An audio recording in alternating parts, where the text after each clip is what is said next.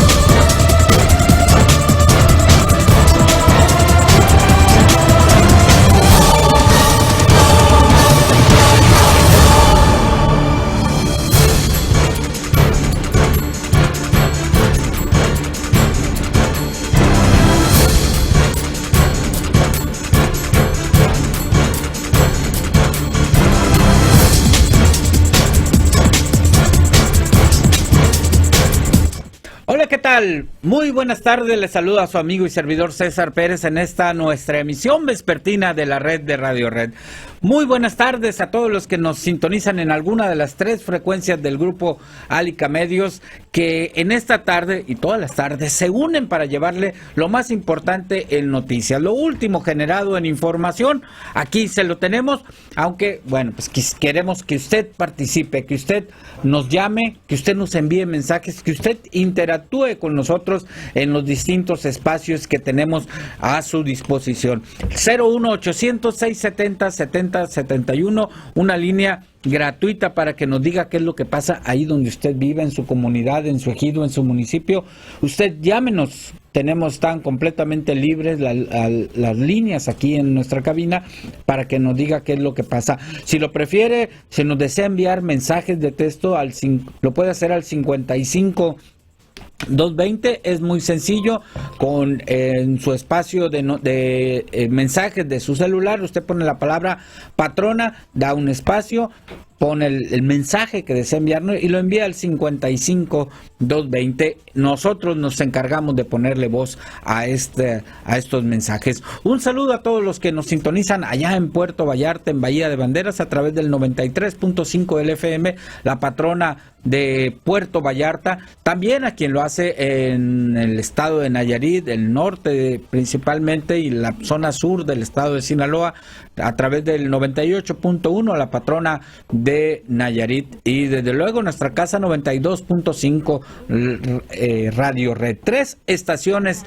unidas para llevarle lo más importante en esta tarde. Y bueno, pues en esta tarde saludo aquí en esta cabina a Karina Cancino, quien nos tiene un adelanto de la información. Karina, buenas tardes. Buenas tardes, César, buenas tardes a todo el auditorio. Así ya estoy lista con la información y tiene que ver con pues esta pérdida que ha tenido México paulatinamente desde los años 80 hasta la fecha, César, del segundo lugar de producción mundial del café, y es que actualmente ocupa el lugar número 9 por diversas cuestiones, entre ellas pues por el asunto de las políticas públicas, y es que se ha depreciado en nuestro país la identidad cafetalera, y en los estados de mayor producción como Veracruz, Chiapas, Tabasco y Nayarit, pues se ha privilegiado otro tipo de cultivos y se ha dado paso a pues situaciones que no han beneficiado nada a los productores y mucho menos pues a las personas que viven en general de este sector, pero sí se ha propiciado que, por ejemplo, cadenas internacionales se abastezcan del café y dejen poco dinero en México y poca rentabilidad a nivel mundial. Y también pues tenemos información acerca de la postura del gobierno del estado respecto a esto que anunciaban ya sobre la isla del amor en las Islas Marietas, que pues están gestionando que solo 3 meses sea cerrado el lugar para esperar que se restaure en alguna medida este sitio que, bueno, ya dijeron especialistas de la Universidad de Guadalajara que podría llevarse años para una recuperación más o menos pues buena, pero pues de todos modos vamos a presentar la postura que tiene el gobernante asunto. César, la información. Gracias, Karina. Gracias por este adelanto de la información. De nuestra parte le vamos a tener información que tiene que ver con el manifestódromo que tenemos aquí frente a Palacio de Gobierno. Y es que el pasado martes se levantó la huelga de hambre que mantuvo el lunes que se mantuvo por parte de integrantes de la Asamblea Estatal de Resistencia Popular. Y poco duró porque a partir de hoy hay una nueva manifestación. En esta ocasión son maestros jubilados de la Universidad Autónoma de Nayarit. Ellos quieren saber qué pasó, qué ha pasado con ese dinero del fondo de pensiones que, bueno, pues afirman, pues alguien se lo ha llevado. Así que más adelante le tendremos los detalles de esta información. Y también saludo en esta tarde a Álvaro Alatorre García con un adelanto también de su puntual dato. Álvaro, buenas tardes. César, buenas tardes al auditorio, a todos los compañeros de Alica Medios. Hablaremos del Índice Nacional de Precios al Consumidor que hoy publica el INEGI respecto a las ciudades, 46 ciudades que se incluyen en este índice que registran la más alta inflación. Nos referiremos al caso de la capital Nayarita, algo de un comparativo de los recursos federales que llegan a los municipios, un comparativo entre lo que les arribó en 2015 y lo que se prevé llegue en este 2016. De esto y más hablaremos en unos momentos más, César. Gracias, Álvaro, estaremos atentos a estos puntuales datos. También el viernes saludo aquí en la cabina a Óscar González Bonilla, que nos tiene entrevista el día de hoy. Óscar, buenas tardes. Buenas tardes, César. Sí, muchas gracias. Mira, tenemos una entrevista hoy con Ramón Cambero Pérez, que es el presidente de Nayarit del Partido Acción Nacional. Dice él, en definitiva, no hay fecha para el lanzamiento de la convocatoria a elecciones de nuevo presidente del partido. Bueno, pues ahí escucharemos a Óscar González Bonilla, a Ramón Cambero en esta entrevista que nos presenta Óscar González Bonilla en esta tarde. También vamos a ir al norte de Nayarit. Vamos con Jesús Cervantes, quien nos tiene un adelanto en la información en esta tarde. Jesús, buenas tardes. Muy buenas tardes, César. Bueno, pues en información del norte de Nayarit, la señora Elizabeth Partida Mallorquín, ejidataria de Agua Verde, municipio de Tecuala, pues denuncia ante la gente del Ministerio Público a quienes supuestamente, presuntamente, le arrebataron sus tierras. Más adelante la historia, como nos la narra la señora Elizabeth Partida Mallorquín. Y bueno, pues el sorgo dañado por el pulgón amarillo no sirve para el consumo del ganado, así lo manifiesta Emeterio Villa Arellano, presidente del ejido del Resbalón. Y en otro orden de información, disminuyeron los pacientes de influenza en Acaponeta, aunque los servicios de salud reconocen una muerte por esta causa. Esta y más información más adelante. César, vuelvo contigo. Gracias, Jesús, gracias por esta información que nos das en esta tarde. Vamos ahora sí a entrar de lleno a la información en esta tarde aquí en la red de Radio Red.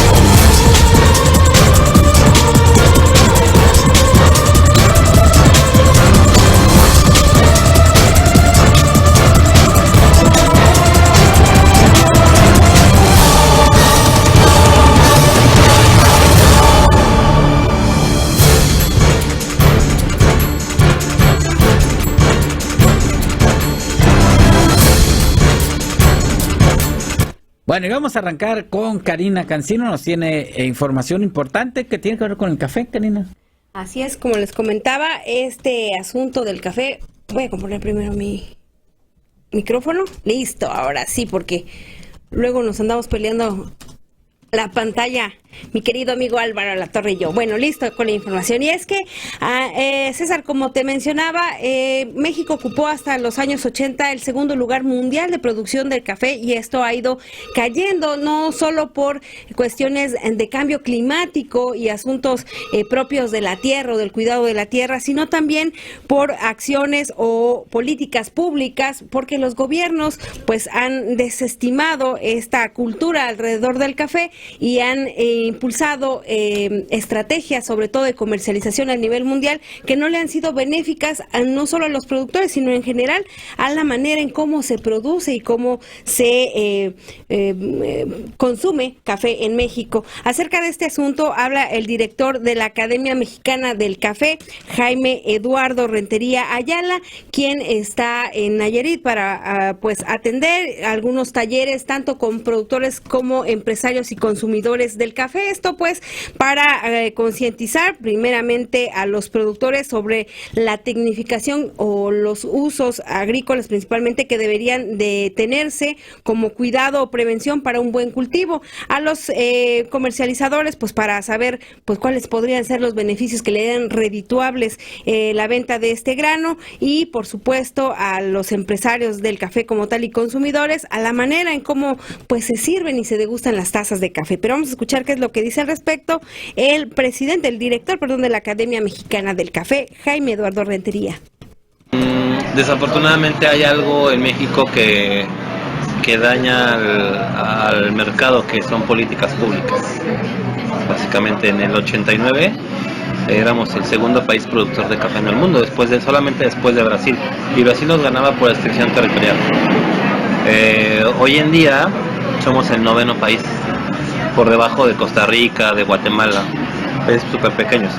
¿Qué es lo que, Colombia, que tú mencionas el ejemplo, qué es lo que han entendido estos países acerca de su producción de café? Es el segundo producto más comercializado del mundo, y esto ellos lo han ocupado para tener la comercialización de café como una palanca de desarrollo para el país. Lo vemos a países como Vietnam, como Costa Rica, como Guatemala, como los mismos Perú, los países centroamericanos, tenemos Brasil, tenemos a Vietnam, que han sabido ocupar esta parte de su producción de café como palanca de desarrollo de todo un país. Y acá, ¿qué es lo que falta? O sea, porque vemos, por ejemplo, que los productores o gente que está en la iniciativa privada, pues quiere apostarle a este asunto. Desafortunadamente y afortunadamente, ¿qué es lo que faltan? Políticas públicas concretas y reales, y también participación de esta idea de tanto de la iniciativa privada como lo somos en este caso nosotros, que nosotros estamos de alguna manera siempre en eventos con esta idea de poder promover la cultura del consumo mexicano del café.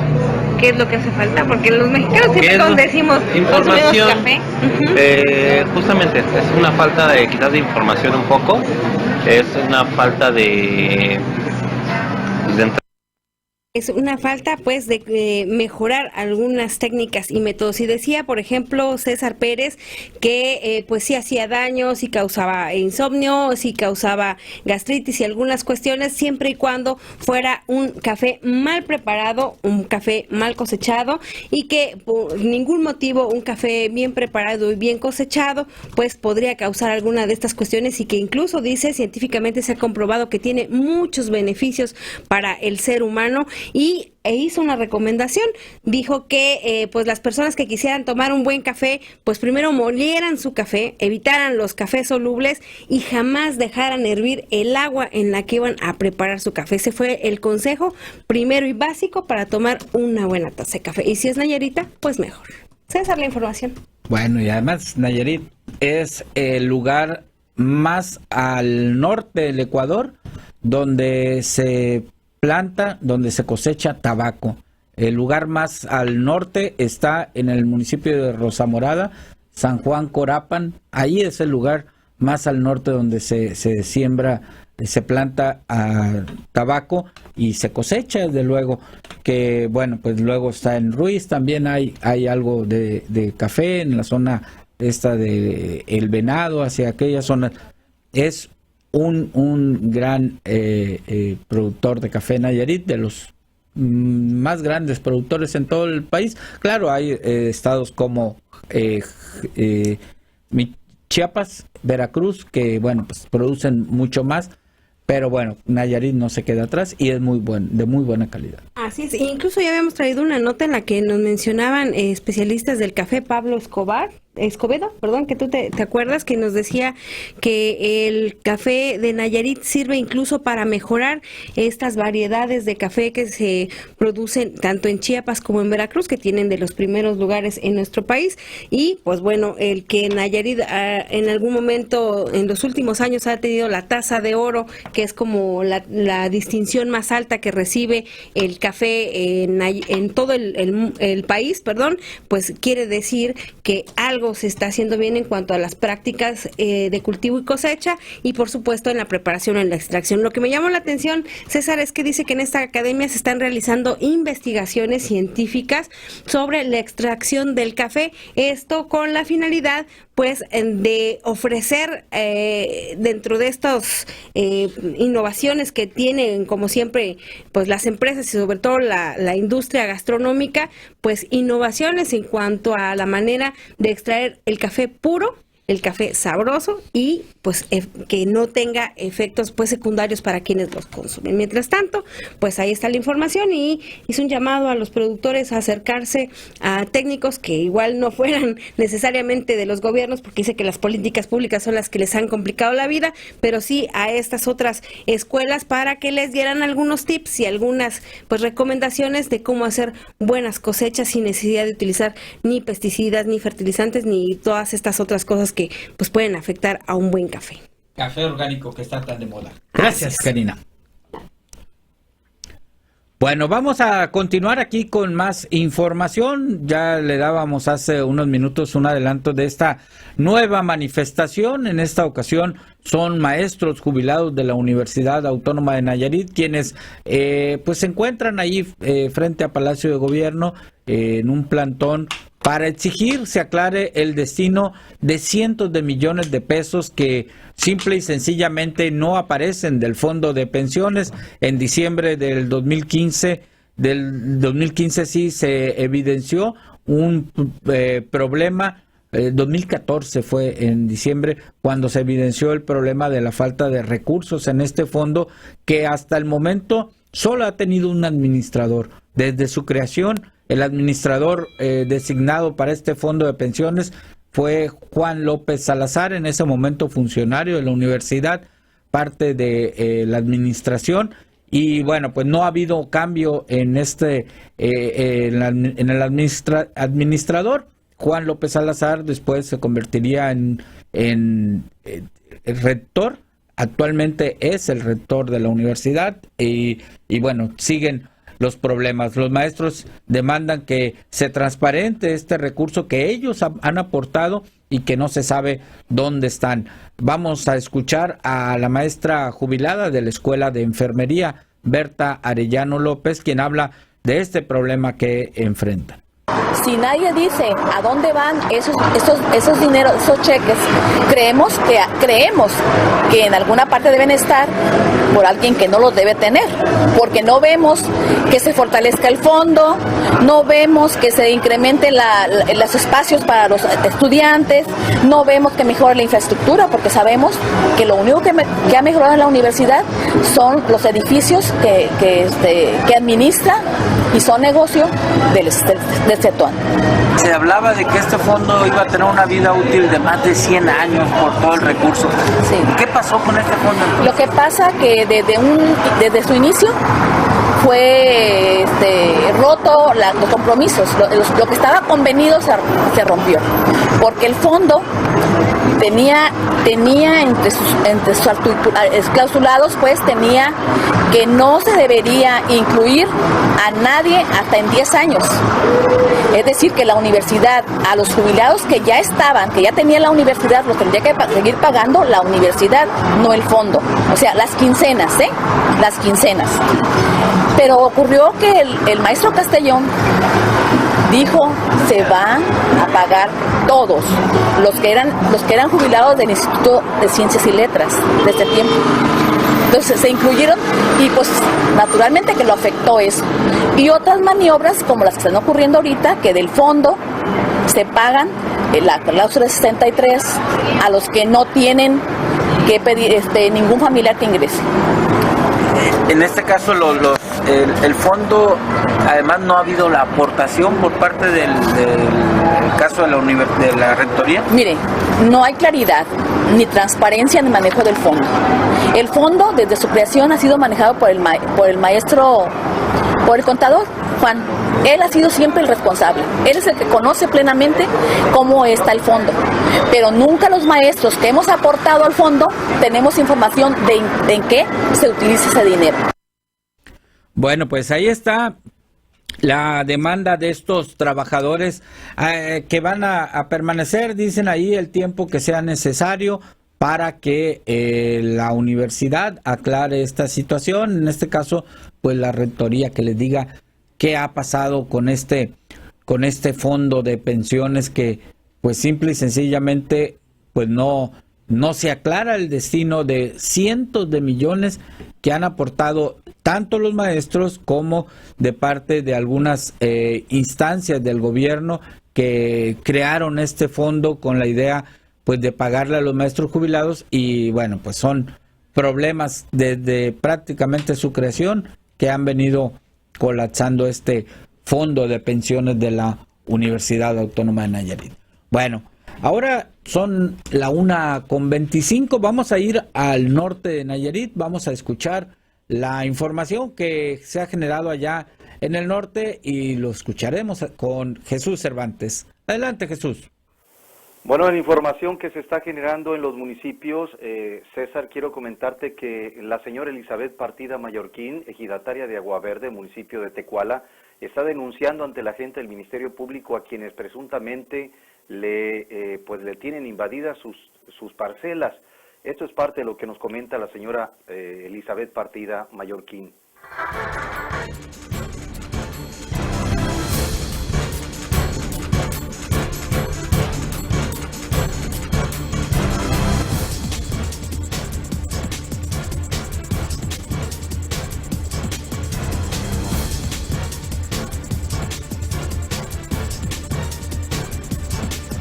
Yo quiero justicia porque me están invadiendo mis tierras y en unas tierras me tienen sembrada y yo quiero que me entreguen mis tierras porque me están haciendo daño. ¿Estas tierras dónde se encuentran? Estas tierras se encuentran en Aguaverde, municipio de Tecuala. ¿A quiénes denunció y cuándo? Yo denuncié a María Luisa Estrada Sarabia, a Francisco Javier Rodríguez Malverde, Natalí y Pablo, y Pedro y Alejandro. A todos Estrada Sarabia. Y yo quiero justicia porque me están invadiendo mucho las tierras y son puros corajes míos. ¿Usted tiene documentación que acredita que...? Sí, yo soy la dueña, yo tengo mi certificado y no me quieren hacer caso. Me juzgan como loca. Pero ¿por qué le invadieron sus parcelas? ¿Usted tiene su certificado? Yo tengo mi certificado donde consta que yo soy dueña y ellos no me la quieren entregar porque el Ministerio Público está de acuerdo con ellos. Pero usted ya llevó un juicio ante el tribunal de Mazatlán. Sí, yo ya llevé un juicio y aquí tengo mis papeles, la resolución del tribunal agrario que me entregó. ¿Desde cuándo le tienen invadidas sus parcelas y cuántas hectáreas son estas? Son casi 5 casi. 5 hectáreas. Sí. ¿Desde cuándo tienen en posesión ellos de estos terrenos y que no se los quieren entregar? Desde el 2008.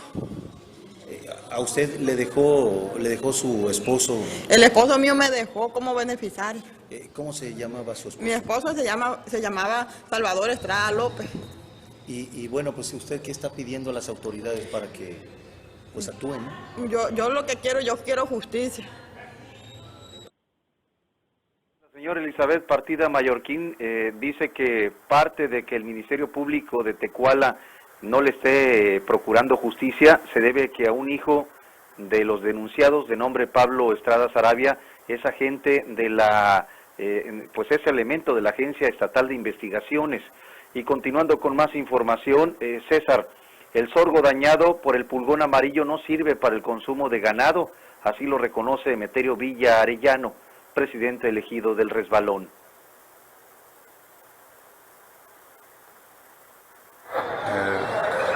Buenos días, Jesús.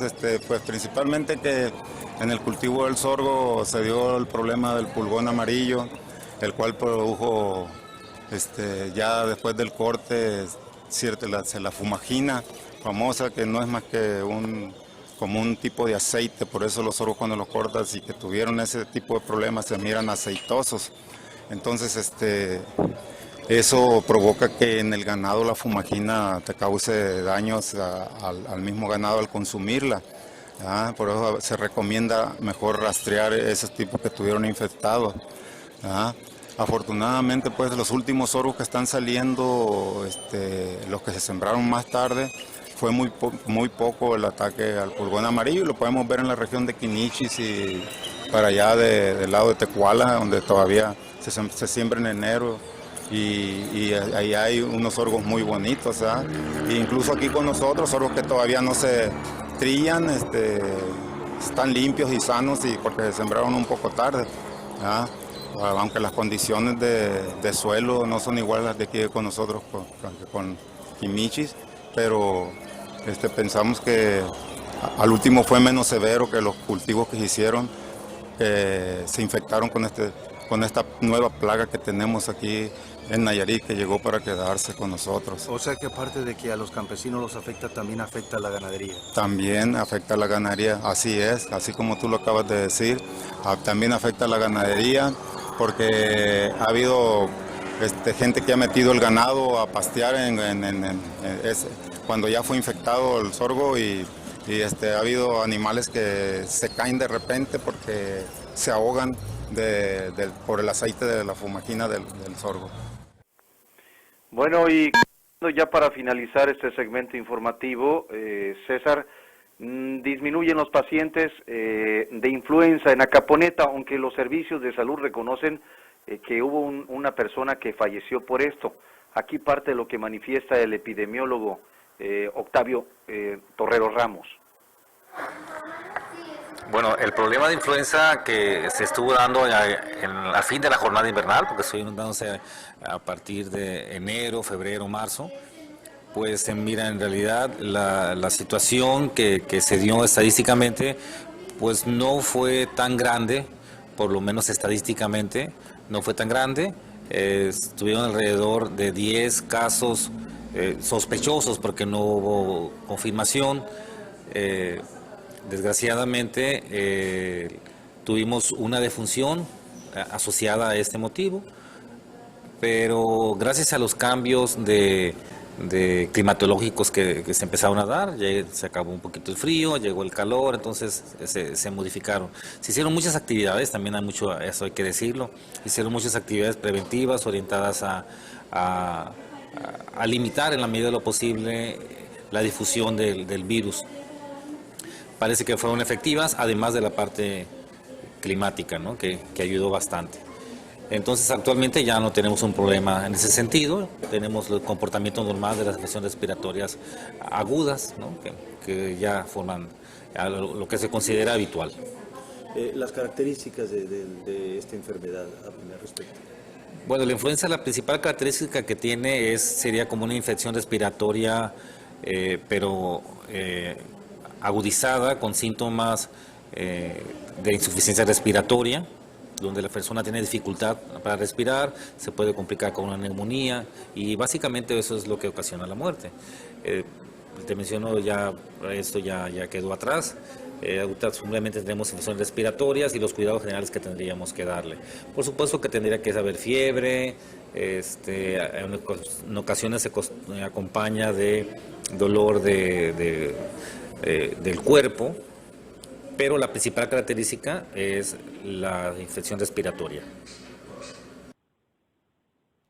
Lo que concluye el epidemiólogo de los servicios de salud en Acaponeta, Octavio Torrero Ramos, un fallecimiento presuntamente por influenza. Es la información. César, vuelvo contigo a la ciudad de Tepic. Bueno, muchas gracias a Jesús Cervantes por la información. Ya lo saben, nos escuchamos el lunes con él muy temprano. Y bueno, pues vamos rápidamente a nuestra pausa comercial. De regreso tendremos aquí el puntual dato, la entrevista de Oscar y mucho más información aquí en la red de Radio Red.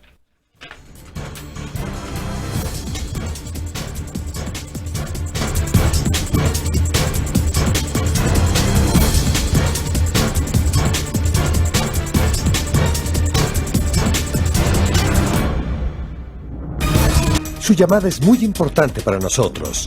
Nada sin costo. 01800-670-7071. La red de Radio Red en Nayarit.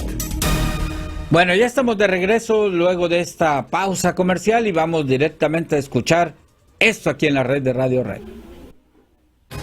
El puntual dato con Álvaro Alatorre García. Pues adelante con tu puntual dato en esta tarde de viernes. César, buenas tardes al auditorio.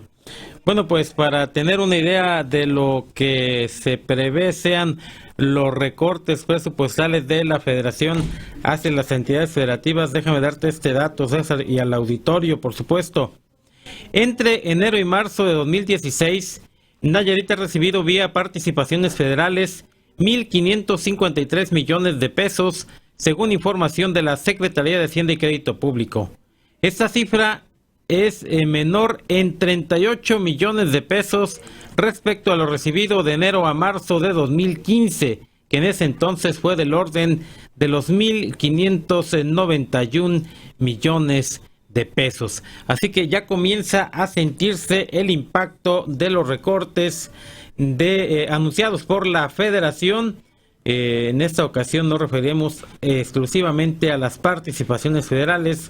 Hay 38 millones de pesos menos en estos primeros 3 meses de 2016 en relación con los primeros 3 meses de 2015. Y a propósito de recursos federales, Nayarit es la tercera entidad del país con el mayor incremento de recursos del Fondo de Aportaciones para el Fortalecimiento de los Municipios Fortamun entre 2015 y 2016. El año pasado por esa vía se recibieron 607.9 millones de pesos, en tanto que en el 2016 se prevé recibir 623.2 millones, es decir, un incremento de 2.5%. Los mayores incrementos los reportaron Baja California Sur y Quintana Roo, con 3.7 y el 3.6% respectivamente. La manera de distribuir los recursos del Fortamun responde a criterios exclusivamente poblacionales. En el caso de los municipios, la distribución se realiza en proporción directa al número de habitantes de cada entidad.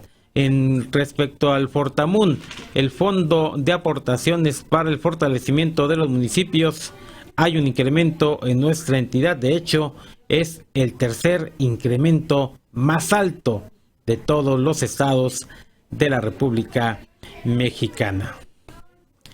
En la primera quincena del mes de abril, la inflación en Tepic fue de 2.4% respecto al mismo periodo de 2015, según los resultados del Índice Nacional de Precios al Consumidor.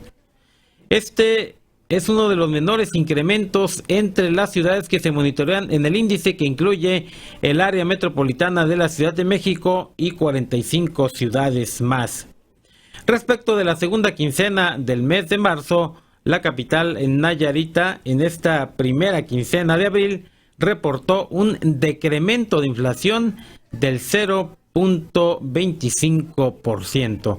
Es decir, de entre la segunda quincena de marzo y la primera de abril, en Tepic bajó la inflación, un ligero decremento del 0.25%. Pero en relación con la primera quincena de abril de 2015, hay un aumento inflacionario del 2.4%. Son las cifras del Índice Nacional de Precios al Consumidor que está manejando el INEGI. Esta información hace todavía muy poco la manejaba exclusivamente el Banco de México. Ahora la publicita, la da a conocer el INEGI. Son, César, las cifras, los datos de esta tarde. Bueno, finalmente creo que en estos datos que nos regalas, Álvaro, hay una compensación del recorte que se hace a las participaciones, que ya hablabas de algo así como 38 millones, que se compensa con el incremento en este fondo de fortalecimiento, que no es lo mismo, sabemos, ¿no? Uno es para el gasto corriente y el otro se refleja en obras, ¿no? Mira, el fondo de fortalecimiento municipal está dentro de los rubros que comprende en general las participaciones federales. En general, las participaciones en los primeros 3 meses de 2016 reportan un decremento de 38 millones respecto al mismo periodo, es decir, a los mismos primeros 3 meses de 2015. Hace ya algunos años que no se reportaba un decremento, una baja en las participaciones de esta naturaleza. El Fondo de Aportaciones para el Fortalecimiento de los Municipios, el apartado que estamos citando es un comparativo de todos los recursos que se recibieron en 2015 contra los que se prevé, los que están presupuestados recibir en el 2016. Esto podría sufrir alguna modificación, pero en ese sentido, si consideráramos que se va a recibir el recurso que está presupuestado, habláramos pues de un aumento del Fortamun para los municipios de nuestra entidad ya lo mencionamos, del 2.5%. El Fortamun forma parte también de estos recursos que llegan directamente a las arcas estatales, las participaciones federales, de los cuales las administraciones de los estados pueden disponer libremente. Bueno, pues muchas gracias, Álvaro. No nos resta más que desearte que tengas una muy buena tarde. Igualmente, y buen fin de semana para todos. El puntual dato con Álvaro Alatorre García. Vamos aquí a más información. Tenemos también participación del auditorio. Nos dicen, quiero informar que hay problemas porque Carlos Rodríguez de Guamuchilar se está acabando de tumbar toda la madera para venderla y no está dejando para reforzar los cercos, dice una persona, dice atentamente Guamuchilar, es una persona obviamente de allá del municipio de Guajicori. Así que, bueno, pues ahí está esta mensaje, esta información información que nos pasan de aquel lugar. Ahora vamos aquí a más información, y esto tiene que ver con lo que habló en hace el día de ayer, una reunión que sostuvimos los medios de comunicación con el ex gobernador Antonio Echevarría Domínguez, quien detalló pues lo que la corrupción ha afectado no nada más al grupo empresarial Alica, sino a todos en general. Vamos a escuchar esta plática con don Antonio Echevarría Domínguez. No nomás ha afectado al grupo Alica, ha afectado a todo el país, a todo el estado, a todo el municipio. La corrupción es un cáncer que te genera, en primer lugar, mucho burocratismo, te genera perder tiempo y te genera perder decisiones importantes, porque si no le entras tú a la corrupción, si no les haces caso a los corruptos para que te autoricen una u otro proyecto, pues la idea de invertir se queda en proyectos. Financieramente, ¿en cuánto están hablando que le ha afectado? No sé decir, desgraciadamente, pues sí se tiene uno que hacer lo que vienes, a la tierra que fueres a hacer lo que vienes, dicen. Pero francamente no sé decir, yo casi no opero ya. Yo ya no estoy en ese tipo de tratos, ya no estoy en ese tipo de negociaciones, valga la expresión. Francamente sería cuestión que hablara con las personas que operan las empresas, ¿no? ¿Cómo frenar ese contador? O sea, con educación, con participación, con valor cívico, con desarrollar acciones con elementos que puedas probar que existe corrupción. ¿Es difícil erradicar la corrupción, doctor? Es cuestión de cultura, es cuestión de educación, es cuestión de decisión, es cuestión de persignarse y tomar la decisión, ¿no? El sector empresarial impulsa una ley 3 de 3 que se denomina. Ojalá que se publique, que se apruebe, pero que se aplique. México tiene leyes muy buenas, pero no se aplican. Tiene leyes extraordinarias desde el punto de vista de productividad, del trabajo. Constitucionalmente las garantías individuales son un ejemplo a nivel mundial, pero pues desgraciadamente falta que vivamos en un estado de derecho. Aquí el derecho se lo aplican al ciudadano y la autoridad hasta nunca se lo aplica al estado de derecho. Pues ahí está la opinión de el contador público Antonio Echevarría Domínguez sobre estos problemas que finalmente a todos nos atañen, a todos nos preocupan. El problema de la corrupción, pero sobre todo de la impunidad con que se vive aquí. Bueno, y también aprovechamos, ahorita que escuchamos a Antonio Echevarría, que hoy es cumpleaños de su hijo Antonio Echevarría García, nuestro director de aquí del Grupo Empresarial Alica. Bueno, pues le enviamos un afectuoso saludo. Tenemos participación del auditorio a través de llamadas que nos hacen y que Sandra Carvajal lo convierte en mensaje. Dice: no al reemplacamiento, porque si nos vamos, los funcionarios de gobierno o ediles, diputados y demás, ellos mismos no traen placas nuevas y hasta traen de otros estados. El buen juez por su casa empieza. Que ellos pongan el ejemplo. Entonces, hasta entonces vamos a ponerle placas a las nuevas, a las unidades. Saludos a todos en cabina, de mi gente de Bahía, a mi gente de Bahía y en especial a lo de Marcos, dice el profesor Baena, profesor Luis Eduardo Baena de allá de lo de Marcos. Tiene mucha razón. Aquí en el Congreso muchos diputados traen placas vencidas, incluso placas de otros estados. Eso sí, unos carrazos de varios millones de pesos. Pero bueno, ese es un tema que habremos de tocar más adelante. Ahora, aquí en la red de Radio Red, vamos a esto en esta tarde. La entrevista en la red con Óscar González Bonilla. Óscar González Bonilla, adelante con la entrevista de esta tarde. Bien, gracias, César. Según dijimos que Ramón Cambero señala que no hay fecha determinada para el lanzamiento de la convocatoria.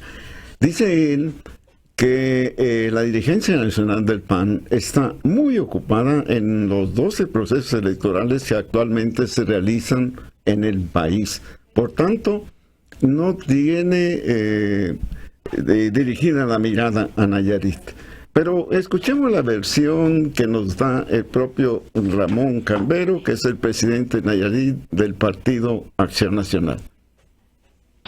Yo creo que los órganos internos del partido, cuando decidan emitir un documento, pues en ese sentido yo voy a ser muy respetuoso de los tiempos, los plazos y lo que ahí se señale, las reglas, etcétera, etcétera. Entonces, ahorita no se ha pronunciado ningún órgano, entonces yo lo que recomendaría que esperemos pues que los órganos internos del partido se pronuncien, es decir, comité estatal, consejo estatal y el mismo comité ejecutivo nacional. A lo mejor habría que decir que desafortunadamente para los que tienen una aspiración legítima y que yo respeto mucho, por supuesto, y que yo estoy seguro que cualquiera de los que resulte ganador en la contienda interna va a hacer un extraordinario trabajo, porque yo creo que el PAN está llamado a gobernar este estado en el 2017, pero yo lo que te puedo decir que desafortunadamente se atravesaron los procesos electorales a nivel nacional.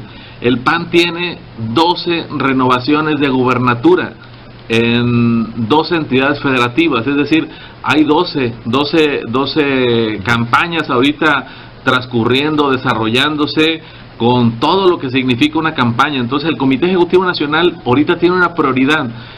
¿Cuál es la prioridad? Que al PAN le vaya bien en esos procesos electorales. Pero por si fuera poco, también ahorita estamos en un proceso de integración del constituyente en la Ciudad de México.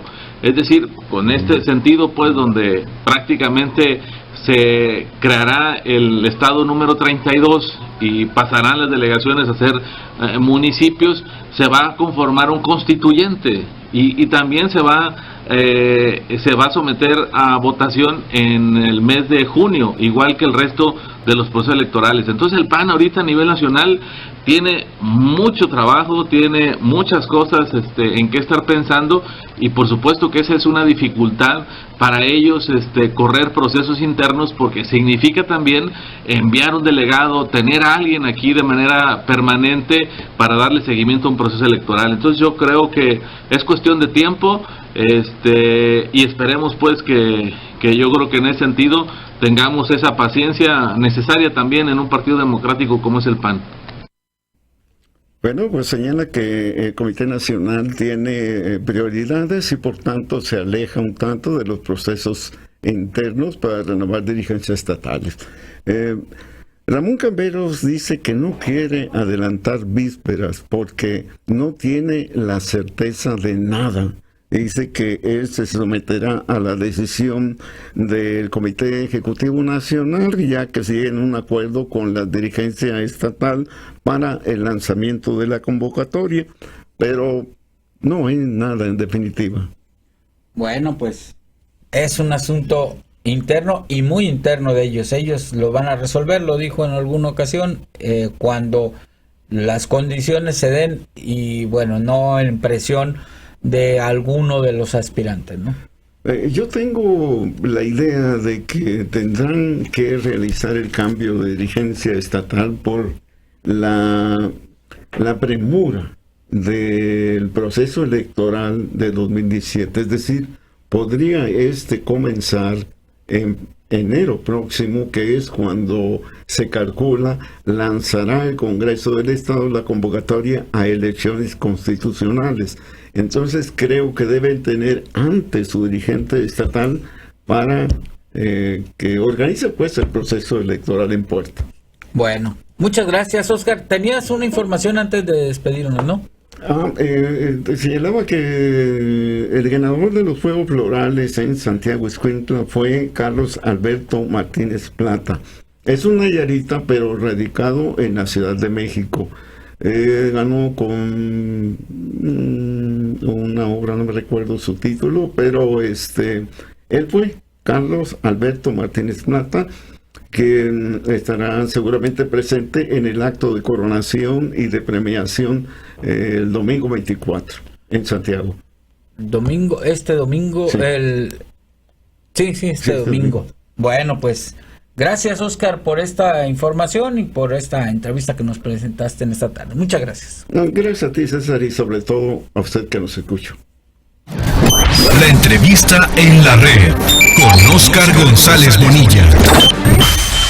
Bueno, justo las 2 de la tarde. Karina, no te despido porque te quedas en contrapunto. Así es, hoy vamos a tener un tema particular que es acerca del arte chaquirado, de la chaquira wixárika o huichol, y pues el impacto que ha tenido a nivel mundial este arte popular. Y vamos a tener, yo creo que uno de los más reconocidos exponentes de este trabajo a nivel mundial, el maestro Álvaro Ortiz Puguari, quien participó en la confección de lo que fue el bochol y que le dio vuelta al mundo este proyecto que pues inicialmente habían dicho estaba auspiciado por la Fundación Henry Ford para apoyar a algunas casas de artesanía y crear pues ciertos apoyos a estos grupos. No sé qué sucedió con esta aparente subasta, y que también formó parte de la confección del pianol que se encuentra actualmente, tengo entendido, en Casa de Gobierno aquí en Nayarit. Y bueno, que ha hecho una serie de trabajos que han dado mucho que hablar. Hizo recientemente el enchaquirado de algunas máscaras de personajes como la película Star Wars, que pues llama la atención porque a pesar de que él pues dice no conoce conoce esta saga, sí es importante o ha destacado el choque de cultura que aparece entre lo occidental y lo wixárika, lo huichol, y esto es bastante interesante. Vamos a platicar con él acerca de este asunto, también con el maestro Francisco Samaniega. Con él vamos a hablar también acerca de estas expresiones en su calidad de arqueólogo, y vamos a platicar también con un músico chileno quien está buscando que estos cantos rituales de la sierra y sobre todo de algunas obras que tiene el maestro Puguari pues sean representadas en el mundo, que estas obras musicales, estas piezas se transformen a piezas interpretadas con orquestas filarmónicas ahí en Chile. Bueno, pues yo quiero confesar que los fines de semana, sábados y domingos, me pongo una pulsera de Shakira que tengo. ¿Por qué los fines de semana, nada más? Porque está muy colorida, está muy bonita, me gusta como para fin de semana, para ir a la playa. Y siempre la uso, de repente me gusta usarla, esa Shakira. En la semana uso un rosario en la mano. No, ahorita traigo un rosario. No, la verdad que sí, y me gusta mucho a mí el arte huichol. Cuando tengo oportunidad de visitar a familiares, siempre llevo alguna artesanía de aquí, algo representativo, ¿no? Y bueno, me gusta llevarlo. Ya nos vamos. Porque ya Sandra nos está apurando. Y recordarles, antes nada más de despedirnos, le queremos recordar que este domingo a las 9 de la mañana en el Casino Astoria, en la cabecera municipal de Acaponeta, se va a realizar el encuentro, un desayuno, un encuentro con Pavel Jarero y Antonio Echevarría García.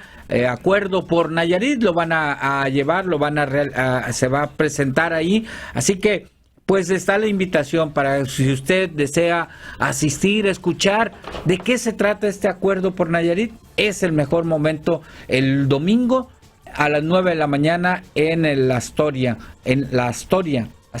Club de ahí de la cabecera municipal. Usted sabe dónde está este lugar, en pleno centro de Acaponeta, así que no tenemos por qué darle el domicilio exacto, usted lo conoce, así que ahí nos vemos este domingo. Que tengan una muy buena tarde y muy buen provecho. A nombre de Arturo Guerrero, de Sandra Carvajal, su servidor César Pérez le desea que tenga un buen fin de semana.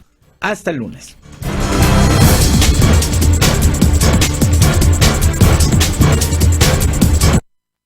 Alica Medios, Radio Multimedia, la radio que se ve. Esto fue la red de Radio Red en Nayarit, catedral de la información desde hace más de 35 años en México y el servicio informativo más completo en Nayarit. Las voces más conocidas, experimentadas y confiables de la radio. La red de Radio Red en Nayarit, catedral de la información.